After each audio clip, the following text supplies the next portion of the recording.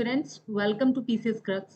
तो हम करेंगे आज इंटरनेशनल ऑर्गेनाइजेशंस में NATO, OPEC and OPEC plus. जैसा कि आप सबको पता है कि नाटो एक इम्पोर्टेंट ऑर्गेनाइजेशन है और इसकी वजह से ही रशिया और यूक्रेन के बीच में युद्ध भी है कि यूक्रेन ज्वाइन करना चाहता है नाटो को और रशिया इसके अगेंस्ट है। तो क्यों अगेंस्ट है रशिया यूक्रेन के, इसकी हिस्ट्री में जाएंगे तो आपको इस बात का अंदाजा लग जाएगा। बेसिकली सेकेंड वर्ल्ड वॉर के बाद नाटो का गठन करता है। दो पार्ट हुए थे, आपको पता है। सेकेंड वर्ल्ड वॉर के बाद एक तरफ यूएसए और एक तरफ यूएसएसआर, ठीक है। इन दोनों के बीच में कोल्ड वॉर चला काफी टाइम तक। और कोल्ड वॉर की जो जनक है, जननी है, उनमें से नाटो भी एक कारण रहा है, क्योंकि नाटो एक सैन्य गठबंधन था और ये नॉर्थ अटलांटिक जो कंट्रीज है उनका ऑर्गेनाइजेशन था। यानी कि जितने भी देश थे सारे लोकतांत्रिक देश थे। ये लोकतांत्रिक या डेमोक्रेटिक कंट्रीज वर्सेस जो समाजवादी या साम्यवाद जो था, साम्यवाद कहेंगे इसको। तो साम्यवाद के बीच में एक तरह से अपने अपने ग्रुप को बढ़ाने के लिए टग ऑफ वॉर की तरह कई सालों तक कोल्ड वॉर चला, ठीक है।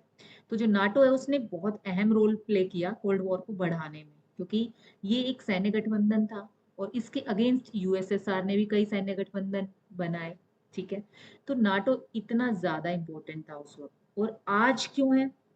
बीच में जब 1991 में रशिया या कहें यूएसएसआर कोलैप्स हो गया और रशिया और बाकी के कई देश जैसे कि यूक्रेन, बेलारूस, ठीक है, कजाकिस्तान, किर्गिस्तान, उज्बेकिस्तान, ठीक है, ये बहुत सारे जो देश थे जो रशिया के यूएसएसआर के पार्ट थे, ये सब पार्ट अवे हो गए रशिया से, ठीक है।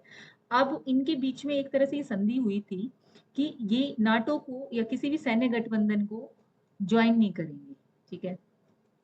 लेकिन अब जो यूक्रेन है वो चाहता था नाटो को ज्वाइन करना। इसके पीछे यूक्रेन ने जो कारण दिया वो ये दिया कि 2014 में रशिया ने, यानी कि रूस ने, क्रीमिया नाम की जो जगह है जो कि यूक्रेन के बिल्कुल नजदीक थी उस पर कब्जा कर लिया, ठीक है। तो अब यूक्रेन को डर है कि रशिया अभी अपने आप को एक्सपैंड करने की तरफ है। जो प्रेसिडेंट है पुतिन, व्लादिमीर पुतिन, वो चाहते हैं रशिया को यूएसएसआर की पोजीशन में लाना। तो यूक्रेन चाहता था कि उसके ऊपर ये कंडीशन ना लागू की जाए, या एक्सपैंड जब रशिया करे तो यूक्रेन को अपने अंदर शामिल ना कर सके। इसलिए वो अपने आप को सेफ करने के लिए नाटो को ज्वाइन करना चाहता था। तो रशिया को ये रास नहीं आया और उसने यूक्रेन पर हमला कर दिया। मोटा मोटी बात यही थी, ठीक है। तो अब हम बात कर लेते हैं कि जो नाटो है, अभी फिलहाल जो लास्ट में इसका जो समिट हुआ वहां पर क्या नए या इम्पोर्टेंट निर्णय लिए गए, क्या वहां पर बातचीत हुई, कितने मेंबर्स हैं, कब गठन हुआ, उद्देश्य क्या है, या बात करूं मैं इन शॉर्ट कि एग्जाम पॉइंट ऑफ व्यू से क्या इम्पोर्टेंट है नाटो में, ठीक है। तो वो आज हम इस स्लाइड में कवर करेंगे, इस क्लास में कवर करेंगे, ठीक है। तो उद्देश्य है examination. Examination point of view से हम अब इसको पढ़ लेते हैं जरा। देखिए, जो नाटो है, जैसा कि हमने बात की, ये कोल्ड वॉर के टाइम पैदा हुआ, बल्कि ये कहा जाए कोल्ड वॉर इसके बाद ही ज्यादा तेज हुआ यूएसए और यूएसएसआर के बीच, क्योंकि एक सैन्य गठबंधन था जिसका गठन 4 अप्रैल 1949 में किया गया नॉर्थ अटलांटिक कंट्रीज के द्वारा। देखिए, ये जो था ये यूरोपियन कंट्रीज है, यूरोप है ये, ठीक है। इधर फिर यहाँ से इधर से अफ्रीका शुरू हो जाता है, ठीक है। यहाँ ये हट जाएगा थोड़ा सा, और इधर है ये जो है ये है यूएस से, या ये कहीं नॉर्थ अमेरिका, ठीक है, नॉर्थ अमेरिका ये। तो नॉर्थ अमेरिका और यूरोप, और यहाँ बीच में अटलांटिक ओशन। तो जो अटलांटिक ओशन है, और ये भी दो पार्ट में, एक ये नॉर्दर्न साइड है और एक ये साउदर्न साइड अटलांटिक है। तो नॉर्दर्न साइड के जितने भी ये देश हैं, ये सारे देश इस ऑर्गेनाइजेशन के मेंबर हैं। इसीलिए इसका नाम नॉर्थ अटलांटिक ट्रीटी ऑर्गेनाइजेशन था, ठीक है, क्योंकि यहाँ एक जैसी ही सरकारें थी, लोकतांत्रिक और कैपिटलिस्ट स्टेट्स थी यहाँ पर, तो इसलिए इनके जो पॉइंट ऑफ व्यू थे वो सिमिलर थे और ये सब साम्यवाद से डरे हुए थे, यूएसएसआर से। तो इसलिए इन सभी देशों ने एक सामूहिक सुरक्षा प्रदान करने के लिए संगठन का निर्माण किया, जो कि एक सैन्य संगठन था, सैन्य गठबंधन था, नाटो। इसमें अनुच्छेद 5 जो इनका नाटो का चार्टर था या है, उसमें अनुच्छेद 5 में मेंशन किया हुआ है कि एक देश पर हमला सभी देशों पर हमला माना जाएगा, यानी कि सामूहिक सुरक्षा का उद्देश्य मोस्ट प्रोमिनेंट उद्देश्य है नाटो का। ठीक है, यानी अगर कोई 32 जैसे अभी मेंबर्स हैं, तो 32 मेंबर्स में से अगर किसी एक मेंबर पर भी हमला होगा तो बाकी के जो 31 मेंबर हैं वो भी यही सोचेंगे कि हमारे ऊपर हमला हुआ है, तो रिटेलिएट करेंगे उस ग्रुप पर या उस कंट्री पर जिन्होंने उसके एक मेंबर पर भी हमला किया है। ठीक है, तो जो लेटेस्ट जो इसका 32nd मेंबर बना है वो है स्वीडन, और जबकि 31st जो मेंबर बना था वो था फिनलैंड। ठीक है, फिनलैंड और स्वीडन ये काफी पीसफुल कंट्रीज मानी जाती हैं, बट ये भी अब अपने ऊपर एक तरह से ये सोच रही हैं कि हमारे ऊपर भी कभी ना कुछ प्रॉब्लम आ सकती है, तो ये भी एक तरह से डेटरेंस या डर कहो, उस वजह से नाटो को ज्वाइन कर लेती है। ठीक है, तो सेकंड जो इसका उद्देश्य है वो है शांति बनाए रखना और लोकतांत्रिक मूल्यों की रक्षा करना। जैसे कि मैंने बताया, ये सारी स्टेट्स जो है वो कैपिटलिस्ट स्टेट है ना। तो कैपिटलिस्ट स्टेट है, तो जहाँ पर कैपिटलिस्ट स्टेट्स होंगी वहाँ पे डेमोक्रेसी भी होती है, आपको पता ही है, ये एक दूसरे के एक तरह से पूरक है ना, ये कहा जाता है। तो डेमोक्रेटिक कंट्रीज हैं, कैपिटलिस्ट हैं, तो इसलिए शांति बनाए रखना बहुत इंपॉर्टेंट हो जाता है ना। विश्व में शांति बनी रहेगी तो इनका काम चलता रहेगा, तो इसीलिए ये चाहते हैं कि इनका जो उद्देश्य भी है यही कि लोकतांत्रिक मूल्यों की रक्षा हो और शांति बनी रहे और सभी देशों की संप्रभुता और क्षेत्रीय अखंडता की रक्षा करना। अब क्षेत्रीय अखंडता का मतलब यहाँ पर है जितना भी नॉर्थ अटलांटिक का एरिया है, यहाँ पर यूरोपियन और नॉर्थ अमेरिकन कंट्रीज के बीच जो भी ये रीजनल इंटीग्रिटी है वो बनी रहे। ठीक है, जिस जैसे कि 32 के 32 देश यहाँ से रिलेटेड है, तो अगर एक देश के विरुद्ध भी कोई हमला करता है तो सभी एक समूह में आ जाएंगे, सभी एक मानने लग जाएंगे, यानी कि एक यूनिट की तरह काम करेंगे, तो क्षेत्रीय अखंडता इंपॉर्टेंट है। ठीक है, संप्रभुता यानी कि सभी देश अपने अपने निर्णय लेने में, या एक तरह से वो सोवरन है, संप्रभु है, वो जो चाहे उनकी पॉलिसी हो सकती है, बट नाटो एक साथ काम करेगा। ठीक है, आतंकवाद, साइबर अटैक और आधुनिक खतरों का मिलकर मुकाबला करेगा नाटो। देखिए, आतंकवाद और साइबर अटैक तो है ही, साथ में आधुनिक खतरे, यानी कि जो भी खतरे जुड़ते चले जाएंगे, जैसे कि क्लाइमेट चेंज है, ये भी एक खतरा है। ठीक है, जैसे कि एआई से रिलेटेड थ्रेट्स हैं, या कोई अन्य खतरा हो सकता है जो नया जुड़ रहा है। ठीक है, जो आने वाले टाइम में और आ सकते हैं, जुड़ सकते हैं, तो जैसे कि स्पेस से रिलेटेड कोई खतरा है, तो ये सब मिलकर ही इन सारे खतरों का मुकाबला करेंगे। यानी कि बात ये है कि ए टू जेड कहीं से भी खतरा आए तो ये एक समूह के रूप में काम करेंगे सभी देश। जब एक समूह है वो एक यूनिट के तरह काम करेगा, यानी जो ये बात हुई है कि एक देश पर हमला सभी देशों पर हमला माना जाएगा, इसी थॉट प्रोसेस पर ये ऑर्गेनाइजेशन काम करेगा। आई होप आपको ये समझ आ गया इसका उद्देश्य। और इसका हेडक्वार्टर जो है वो ब्रसल्स में है, बेल्जियम, यानी बेल्जियम की जो राजधानी है उसमें है। सैन्य गठबंधन है, 32 देश इसके मेंबर है। 4 अप्रैल 1949 को इसका गठन हुआ था। देखिए आप, जो सेकेंड वर्ल्ड वॉर है वो 1945 में खत्म हुआ है, 1949 में इसका गठन हो जाता है। अब बात कर लेते हैं कि जो नाटो का शिखर सम्मेलन, यानी कि जो नाटो का समिट हुआ है 2025 में, उसमें क्या प्रमुख बातें या क्या डिसीजंस लिए गए। सबसे पहले तो जान लेते हैं, जो वन डे एग्जाम होते हैं उसमें तो यही पूछेंगे सिर्फ कि कब कंडक्ट हुआ, तो 24-25 जून 2025 को कंडक्ट हुआ। कहाँ कंडक्ट हुआ, तो नीदरलैंड्स द हेग में, नीदरलैंड की जो कैपिटल है या जो राजधानी है द हेग, वहां पर ये कंडक्ट हुआ। और इसके महासचिव कौन है नाटो के, मार्क रूटे, जो कि डच प्रधानमंत्री, पूर्व डच प्रधानमंत्री हैं। ठीक है, इन्होंने अपना पहला कार्यकाल यहीं से शुरू किया, इसी सम्मेलन से, यानी कि 24 जून को ही उन्होंने अपने कार्यकाल की शुरुआत की। ठीक है, नाम याद रखना, मार्क रूटे। तो वही नाटो जो है रूठा हुआ है आजकल रशिया से कि वो यूएस वो यूक्रेन को इसका पार्ट नहीं बनने दे रहा। तो इस तरह से आप याद रख सकते हो इसके महासचिव को। ठीक है, अब बात कर लेते हैं कि नाटो का जो समिट हुआ उसमें प्रमुख यहाँ एजेंडा क्या था और निर्णय क्या क्या लिए गए। तो मेनली तो तीन ही चीजें हैं इसमें। एक तो रक्षा खर्च जो है उसका जो नया लक्ष्य है वो यहाँ पर डिसाइड हुआ कि जितने भी देश हैं 32 के 32 वो अपनी जीडीपी का एटलीस्ट 5% जो है वो सैन्य खर्च करेंगे। ठीक है, सैन्य खर्च करेंगे और उसमें से भी 3.5% हथियार, सैनिक और उपकरणों पर खर्च करेंगे और 1.5 जो है वो अन्य सुरक्षा खर्च, यानी कि जो नए या बड़े खतरे हैं जो आने वाले समय में उनके लिए एक इंफ्रास्ट्रक्चर को तैयार करना, साइबर सुरक्षा जो कि अभी नया खतरा जुड़ा है, और रिसर्च वगैरह जो कि आगामी खतरों के बारे में पहले से ही बता देगा, पहले से ही इल्म हो जाएगा, एहसास हो जाएगा। तो उससे रिलेटेड खर्च होगा 1.5% ऑफ द जीडीपी। ठीक है, अब उन्होंने डिसाइड क्यों किया 5% होना चाहिए?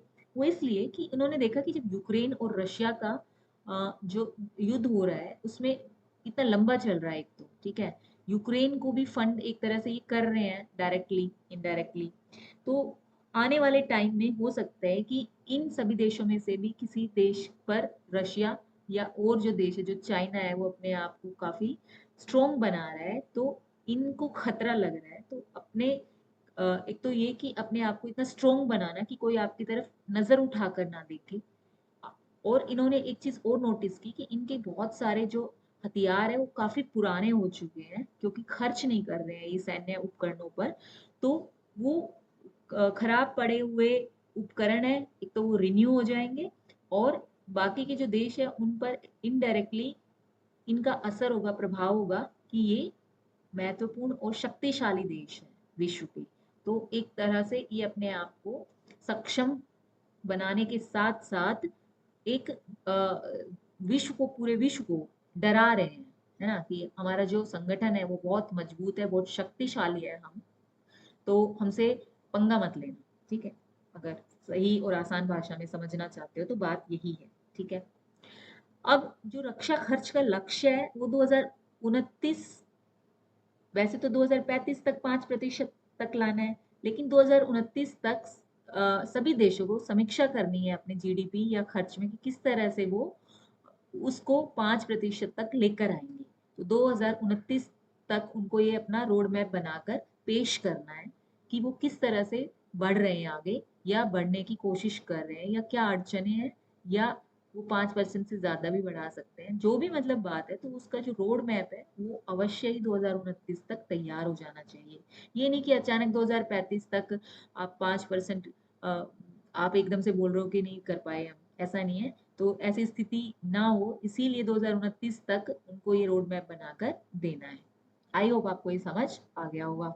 जो सेकंड जो यहाँ पर निर्णय था वो सामूहिक सुरक्षा की पुष्टि। देखिए, सामूहिक सुरक्षा की बात हुई है अनुच्छेद 5 में, ठीक है, जो कि उनके चार्टर में मेंशन है कि एक देश पर किया गया हमला अन्य सभी देशों पर हमला माना जाएगा। यही पुष्टि इस सम्मेलन में दोबारा से की गई, यानी कि दोहराया गया कि भूले नहीं है हम अपने उद्देश्य को। हम सबका उद्देश्य है कि एक के विरुद्ध युद्ध यानी सबके विरुद्ध युद्ध।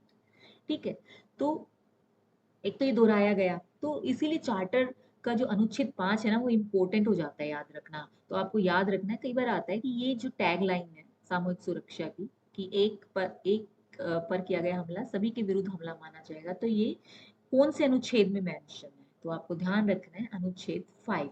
ठीक है, अब इसी बात पर जो ट्रम्प है उन्होंने भी अपना एक स्टेटमेंट जारी किया है। अगर मैं इसका समर्थन नहीं करता तो मैं यहाँ नहीं होता। किसका समर्थन? सामूहिक सुरक्षा कि भाई एक के विरुद्ध हमला सभी पर हमला माना जाएगा, इसका समर्थन के बारे में बोल रहे ट्रम्प कि अगर मैं इसका समर्थन नहीं करता तो मैं यहाँ नहीं होता। तो इसलिए भी ये इम्पोर्टेंट हो जाता है। वैसे ये इतना इम्पोर्टेंट होना नहीं चाहिए, ट्रम्प महाशय तो पता नहीं क्या क्या कहते रहते हैं, बट जैसे कि आजकल हम देख रहे हैं अपने एग्जामिनर, जो हमारे एग्जामिनर्स है वो पता नहीं कहाँ कहाँ से क्वेश्चन ढूंढ कर लाते हैं। तो ऐसे अटपटे क्वेश्चन अगर वो पूछ ले तो इसमें कोई ताज्जुब की बात नहीं है। ठीक है, जो नेक्स्ट निर्णय लिया गया, मतलब या नेक्स्ट जो इसमें महत्वपूर्ण बात हुई वो ये हुई कि स्पेन ने इसके लिए असहमति प्रकट की है, यानी वो नहीं चाहते कि 5% जीडीपी वो खर्च करे सैन्य या सेना पर, वो चाहते सिर्फ 2.1 खर्च करना। ठीक है, तो यहाँ याद रखने की बात है, ये इंपॉर्टेंट क्वेश्चन। अगर आपसे सच में आपको डीप नॉलेज या ऊपर की नॉलेज भी कह सकते हैं, डीप नॉलेज भी, तो इस तरह के क्वेश्चंस बनते हैं कि भाई कोई नहीं पढ़ेगा इसको, है ना। कोई बस ऊपर से क्या क्या पढ़ेगा कि समिट कहाँ हुआ, ठीक है, प्लेस, डेट्स और इसके उद्देश्य, और ट्रम्प ने कहा क्या कहा, बस इतना सब कुछ कर लेंगे। लेकिन कोई नहीं मतलब पढ़ने वाले बच्चे 5% तो जरूर देख कर जाएंगे कि स्पेन ने असहमति जताई है, 5% जीडीपी वो नहीं खर्च करना चाहता, वो सिर्फ 2.1% ऑफ द जीडीपी खर्च करने पर सहमत हुआ है। ठीक है, तो ये ध्यान रखने वाली बात है। इस पर भी ट्रंप ने चेतावनी दे दी है कि भाई अगर आप ऐसा नहीं करोगे, 5% जीडीपी खर्च नहीं करोगे, तो आपको आने वाले समय में आर्थिक प्रतिबंधों के लिए तैयार रहना चाहिए। यानी कि एक तरह से उन्होंने चेतावनी दे दी है। तो ये भी याद रखना कि ट्रंप ने किसको चेतावनी दी है, एक तरह से स्पेन को या ऐसे देशों को जो कि 5% जीडीपी पर राजी नहीं है। ओके, चलिए, अब नाटो से रिलेटेड तो हमने सब कुछ कवर कर लिया है ऑलमोस्ट। तो आप अगर ये स्लाइड को 3-4 बार देख लोगे तो आपको नाटो अच्छे से सब कुछ समझ आ जाएगा। उससे ज्यादा कुछ भी नहीं है। आप जो किसी भी टाइप का सब्जेक्टिव ऑब्जेक्टिव कोई भी टाइप का एग्जाम दे रहे हो, नाटो में इससे ज्यादा कुछ भी नहीं है। सिर्फ उसके हमले कि उसने कब कब नाटो ने एक साथ युद्ध किया यूएसएसआर के ग्रुप के विरुद्ध, वो हो सकता है। अब हम बात करते हैं ओपेक के बारे में। ओपेक और ओपेक प्लस जो है वो इतने इम्पोर्टेंट संगठन नहीं है फिलहाल के लिए। ये हुआ करते थे बट फिलहाल के लिए नहीं है, लेकिन अभी मुझे जहां तक लग रहा है कि ये हो सकते हैं इम्पोर्टेंट। इसके पीछे ये जो बड़ा रीजन है वो रशिया और यूक्रेन का युद्ध ही है, तो ठीक है, क्योंकि रशिया और यूक्रेन का जो युद्ध हुआ है तो सैंक्शंस लगाए इसने, यूएसए ने कई देशों पर कि वो रशिया के अगेंस्ट लगाए कि वो रशिया से कोई भी, यानी कि एक तरह से आर्थिक प्रतिबंध लगेगी कि रशिया से कुछ भी नहीं खरीदोगे, रशिया के साथ कोई भी इकोनॉमिक पार्टनरशिप नहीं करोगे। ठीक है, वो इसलिए कि रशिया की अर्थव्यवस्था को कमजोर करने के लिए यूएसए ने ये सारे प्रतिबंध लगाए थे। लेकिन जो इंडिया है वो यहाँ से तेल खरीद रहा है सस्ते दामों पर। ठीक है, तो ये आरोप है इंडिया पर कि एक तरह से रशिया को वो फाइनेंस कर रहा है यूक्रेन के विरुद्ध, है ना। ये इनडायरेक्ट हमारे ऊपर ब्लेम लगा रहा है वेस्ट और यूएस से। ठीक है, तो इसीलिए ये इम्पोर्टेंट हो जाता है ओपेक और ओपेक प्लस। क्यों? क्योंकि ये तेल से संबंधित हो गया है ना। तो इसलिए एग्जामिनर के दिमाग में ये संगठन वापस घूम सकता है, उसको याद आ सकती है, अरे एक ऐसा संगठन भी तो है ना, चलो वहां से क्वेश्चन पूछते हैं। तो इसलिए ये मैं लेकर आई हूँ, और छोटा टॉपिक है, इजीली 5-10 मिनट का काम है, ठीक है, आपका कवर हो जाएगा। तो जो ओपेक है वो स्थायी अंतर सरकारी संगठन है, यानी कि ये परमानेंट इंटर गवर्नमेंट ऑर्गेनाइजेशन। 1960 में बगदाद सम्मेलन में ये निर्माण हुआ इसका, 5 देशों ने किया जो कि रेड सी के पास है। ठीक है, ये इधर ये रेड सी है, ये ठीक है, ये रेड सी है, इसके पास जो देश है ये सारे इसके अंदर है। ठीक है, यहाँ पर ईरान है, ठीक है, यहाँ पर इराक है, सऊदी है, ठीक है, और यहाँ पे बहरीन है, कुवैत है। ठीक है, ये सारे इसके आसपास। जब इन्होंने ये शुरू किए चारों तो यहाँ पर है। ठीक है, ये वेनेजुएला है, ये जो है ये साउथ अमेरिकन देश है। ठीक है, साउथ अमेरिकन, ये वही वाला वेनेजुएला है जिसकी जो करेंसी है वो काफी नीचे चली गई थी, जिसको मतलब बहुत कमजोर हो गई थी। इसका जो हेडक्वार्टर है वो ऑस्ट्रिया में है। ऑस्ट्रिया एक यूरोपियन कंट्री है, ठीक है ना, जो कि जर्मनी के पास है। ठीक है, उसकी जो राजधानी वियना, उसमें इसका हेडक्वार्टर है। ध्यान रखना है। देखिए इसमें जो देश है कोई भी यहाँ पर यूरोपियन देश नहीं नजर आ रहा है, बट इसका जो हेडक्वार्टर है वो ऑस्ट्रिया में है। ये काफी विरोधाभास है, इसलिए ये इंपॉर्टेंट हो जाता है क्वेश्चन, और ये क्वेश्चन आता है बहुत बार। चाहे ओपेक से कोई क्वेश्चन ना उठाया जाए, बट ओपेक का जो हेडक्वार्टर है वो कहाँ स्थित है, इस पर क्वेश्चन बहुत बार देखे गए हैं। तो जो वर्तमान सदस्य देश है वो 12 है, पहले 13 हुआ करते थे, अभी 12 है। तो अल्जीरिया, देखिए ये पहले से 5 तो ये सेम है, ये ईरान, इराक, कुवैत, ठीक है, वेनेजुएला और सऊदी अरब, ये 5 तो सेम ही है। अब 7 जो है वो जुड़े हैं, अल्जीरिया और नाइजीरिया, ये अफ्रीका के, नॉर्थ अफ्रीका के ये देश है, अल्जीरिया और नाइजीरिया, और लीबिया भी, ये एक साथ है, अल्जीरिया, लीबिया और थोड़े से इधर नीचे आते ही नाइजीरिया है। तो ये तीनों देश हैं, कांगो है और गैबन है, ठीक है। बल्कि ये 1 2 3 4 5, ये पांचों देश हैं अफ्रीका के। ऐसे याद कर सकते हो ना, देखो ईरान, इराक, कुवैत और सऊदी अरब और यूएई, ठीक है। ये तो है 5 देश एशिया के, और ये 5 देश जो है वो है अफ्रीका के। और जो 2 देश हैं वेनेजुएला और इक्वेटोरियल गिनिया, ये जो है ये है नॉर्थ साउथ अमेरिका, ठीक है। साउथ अमेरिका का जो नॉर्दर्न पार्ट है उसमें ये दोनों देश हैं, ठीक है। तो आप साउथ अमेरिका याद रख लो। साउथ अमेरिका से 2 देश, इक्वेटोरियल गिनिया और वेनेजुएला, जो कि बिल्कुल साथ साथ में ही है, जो कि साउथ अमेरिका के नॉर्दर्न पार्ट पे पड़ता है, ठीक है। और 5 जो देश हैं वो एशिया के हैं, और 5 जो देश है वो अफ्रीका के हैं, ठीक है। विश्व का 30% कच्चा तेल ओपेक के पास है। ओपेक के जितने ही 12 देश हैं, इनका कंट्रीब्यूशन विश्व के 30% कच्चा तेल पर है। और इनमें से सबसे जो बड़ा देश है वो सऊदी अरब है। ओपेक और ओपेक प्लस में भी देखा जाए ना, तो सबसे ज्यादा जो पार्ट है 10.4% सऊदी अरब, यानी कि ये एक इम्पोर्टेंट देश है सऊदी अरब।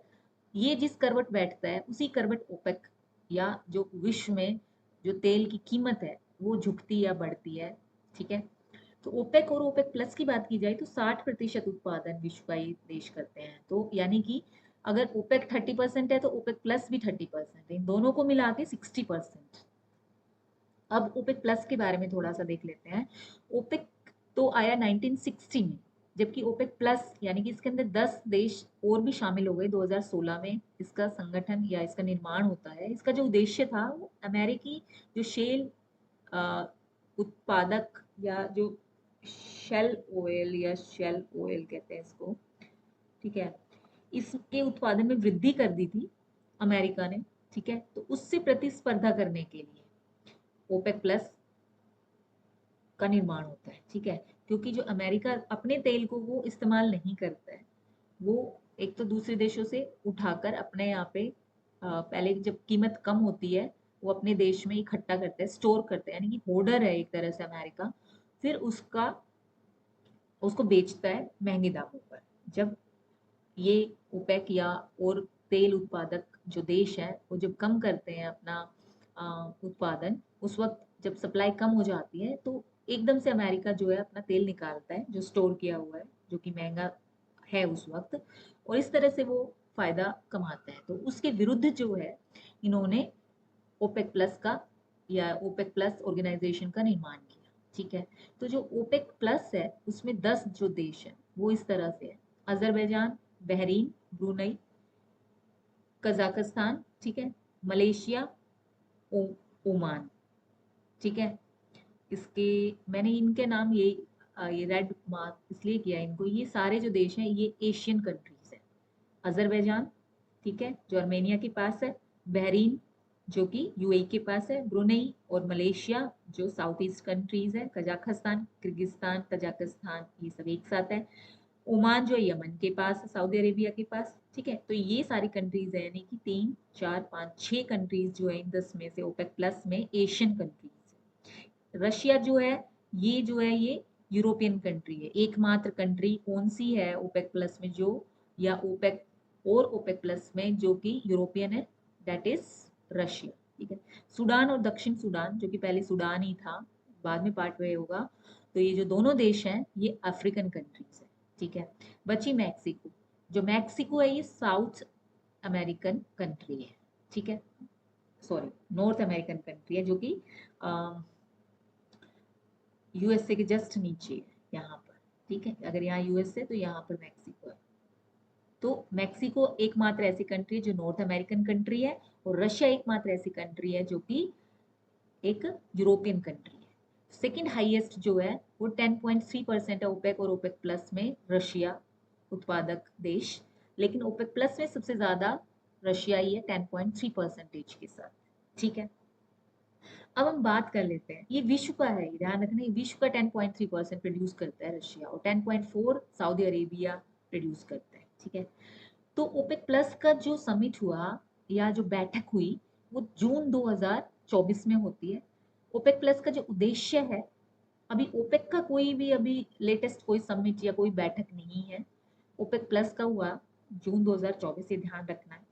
इसका जो उद्देश्य है ओपेक प्लस का, वो मेनली था कि है बल्कि तेल नीतियों का समन्वय, जो भी नीतियां बन रही है विश्व भर में उनका समन्वय, क्योंकि मोस्टली जो कंट्रीज है वो ओपेक प्लस में आ गई है, तो उसमें स्थिरता लाना, जिससे कि अमेरिका उसका गलत फायदा ना उठाए और उन सभी तेल उत्पादक देशों को भी इक्वली फायदा हो। ठीक है, तो उत्पादकों के लिए उचित और स्थिर कीमतों को सुनिश्चित करना इसका उद्देश्य है। ठीक है भाई, ये डिसाइड करेंगे सारे देश कि पूरे विश्व में क्या इनकी कीमत होनी चाहिए, कितना उत्पादन होना चाहिए, और वो भी उचित और स्थिर कीमतों पर। ऐसा नहीं होना चाहिए कि कभी ज्यादा कभी कम। तो इसीलिए इनका उद्देश्य है कि सप्लाई में जो निरंतरता है वो बनी रहे और उपभोक्ताओं को भी पेट्रोलियम की नियमित आपूर्ति होती रहे। ना तो उपभोक्ताओं को प्रॉब्लम हो, ना ही उत्पादकों को, क्योंकि जो बाजार है उसके लिए सप्लाई और डिमांड पर खेल, यानी कि कोई भी बाजार है वो इन्हीं दोनों चीजों पर डिपेंड होता है। अगर सप्लाई ज्यादा हो जाएगी तो उसका जो प्राइस है वो कम हो जाएगा, सीधी सी बात है ना। सप्लाई ज्यादा, प्राइस कम, सप्लाई कम, प्राइस ज्यादा। ठीक है, उल्टा है इन दोनों में। इसी तरह से इन दोनों में सप्लाई और डिमांड में भी एक जैसा, जितनी डिमांड होगी बढ़ेगी तो उतनी ही सप्लाई बढ़ेगी। ठीक है, उतनी ही सप्लाई भी बढ़ेगी, और जितनी सप्लाई बढ़ेगी, बहुत ज्यादा सप्लाई हो जाती है, खाली सप्लाई और प्राइस की बात की तो जितनी ज्यादा सप्लाई होगी और डिमांड कम होगी, तो डिमांड कम होगी और सप्लाई ज्यादा होगी तो प्राइस क्या हुआ, घट जाएगा। ठीक है, तो इन तीनों में एक तरह से इंटर रिलेशन है, और डिमांड में और सप्लाई में अपोजिट है। डिमांड सॉरी सेम है, और सप्लाई और प्राइस में अपोजिट रिलेशन है। ठीक है, तो आई होप आपको ये समझ में आ गया, थोड़ा सा इकोनॉमिक्स है इसमें।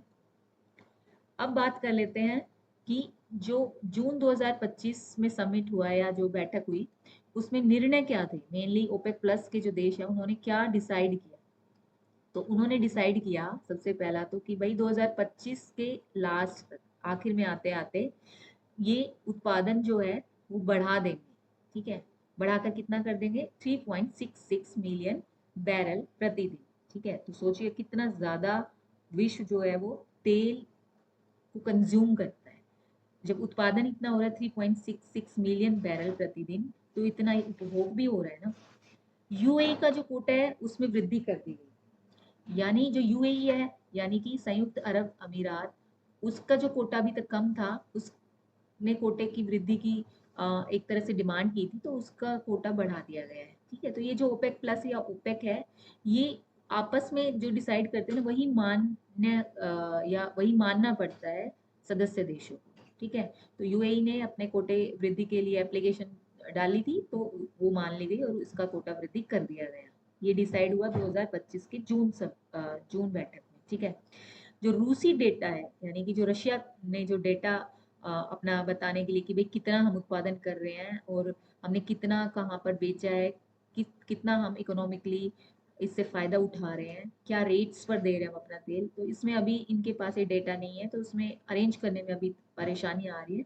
तो इसीलिए जो क्षमता है या उसकी जो क्षमता है रशिया की, उसके बारे में अभी कोई इनके पास इंफॉर्मेशन नहीं है। तो इसलिए इस चीज़ को स्थगित कर दिया गया कि नवंबर 2025 तक रशिया को एक तरह से टाइम दिया गया है कि वो तब तक अपना डेटा जो है वो प्रोवाइड करा दे ओपेक प्लस देशों को। ठीक है, अब बात कर लेते हैं भारत और ओपेक के बीच में क्या संबंध है भाई, क्यों इतना इंपॉर्टेंट हो जाता है भारत के लिए ओपेक या ओपेक कंट्रीज जो है वो क्यों इंपॉर्टेंट हो जाती है।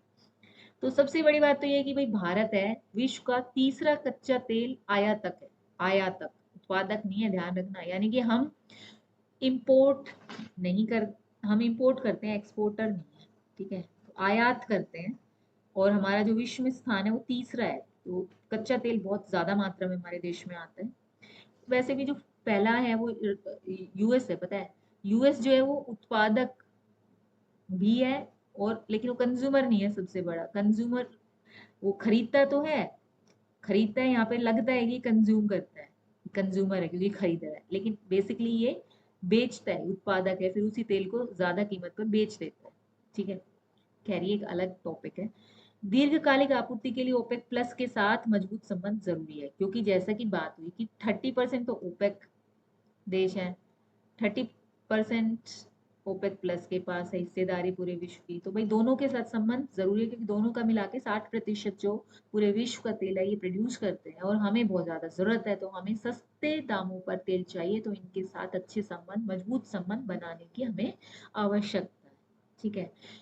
एक इसमें जो नया फैक्टर है जो जुड़ रहा है अब, वो है ब्राजील। ब्राजील ओपेक प्लस का सदस्य बनने के लिए वो जारी कर चुके हैं अपनी इच्छा कि भाई मुझे बनना है इसका नया सदस्य। ठीक है। तो क्वेश्चन आ सकता है कि ओपेक प्लस में कौन सा देश है जो इसका सदस्य बनने के लिए राजी हो चुका है? That is Brazil. ठीक है। अब ओपेक प्लस में तेल वृद्धि यानी कि तेल की जो उत्पादन है उसमें वृद्धि करने का कारण यहाँ पर मेंशन मैंने कर दिया है, क्योंकि ये क्वेश्चन सब्जेक्टिव टाइप है। वैसे तो अगर कोई सब्जेक्टिव एग्जाम के लिए जा रहा है तो उसके लिए बहुत इंपॉर्टेंट हो जाता है, लेकिन हो सकता है स्टेटमेंट बेस्ड क्वेश्चन भी बन जाए इससे, तो आप याद रख सकते हो इसके बारे में भी। बहुत ही छोटा सा ये टॉपिक है, तो एक बार देख लेते हैं, 2 मिनट लगेगा। उत्पादन में कटौती का अपर्याप्त प्रभाव। ठीक है भाई, उत्पादन में कटौती करी थी 2023 में, कितनी? 2.2 मिलियन बैरल की कटौती प्रतिदिन। ठीक है।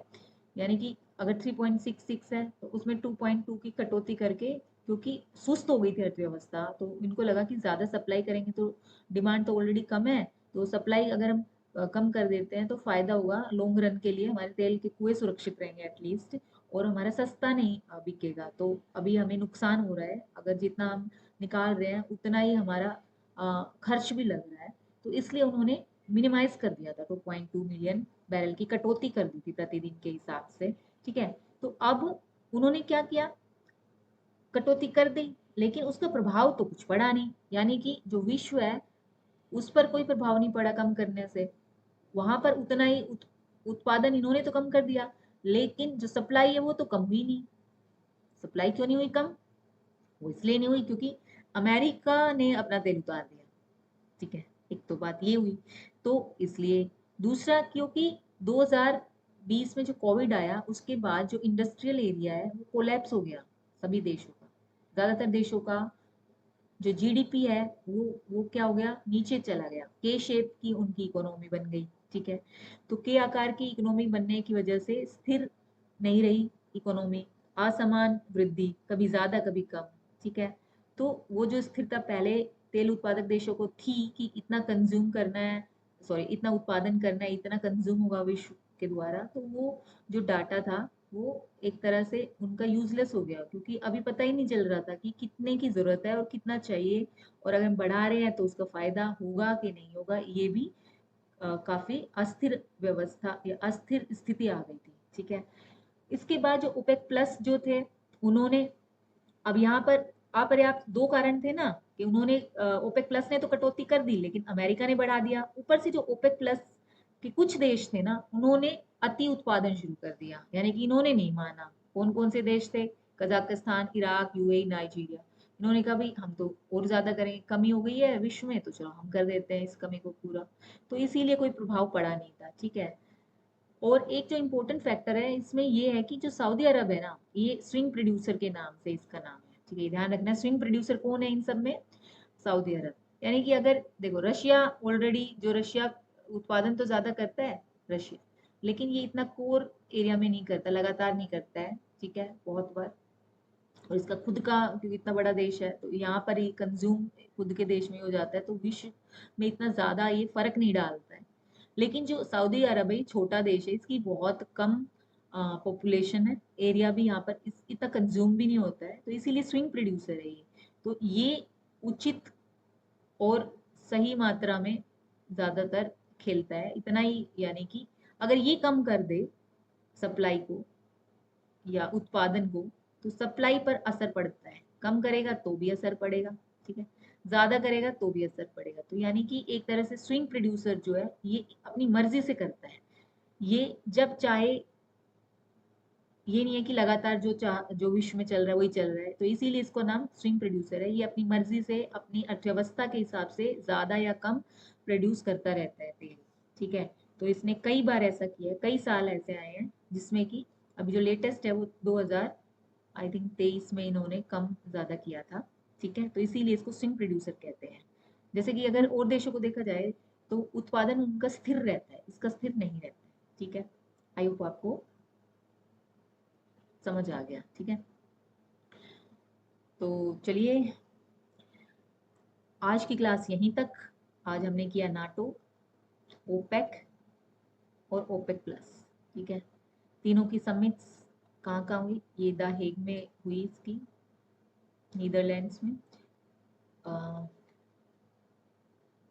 ठीक है, इसका जो ब्रसल्स में इसका हेडक्वार्टर है, बेल्जियम में। ये द हेग में नाटो की हुई है। ठीक है, ये इधर लिखते हैं, ओपेक प्लस की नहीं, द हेग नाटो की हुई है। ठीक है, नीदरलैंड्स में। तो ये आप एक बार देख लेना स्लाइड को 2-3 बार, आपको फायदा मिलेगा। नेक्स्ट क्लास में हम करेंगे इंडियन पॉलिटी को कंटिन्यू। इसमें कॉन्स्टिट्यूशन में हम आर्टिकल 160 ऑनवर्ड्स करेंगे। ठीक है, पार्ट 6 कर रहे हैं हम। नेक्स्ट क्लास में इसी को कंटिन्यू करेंगे। चलिए आज की क्लास यहीं पर वाइंड अप करते हैं। आज के लिए tata, bye bye, take care.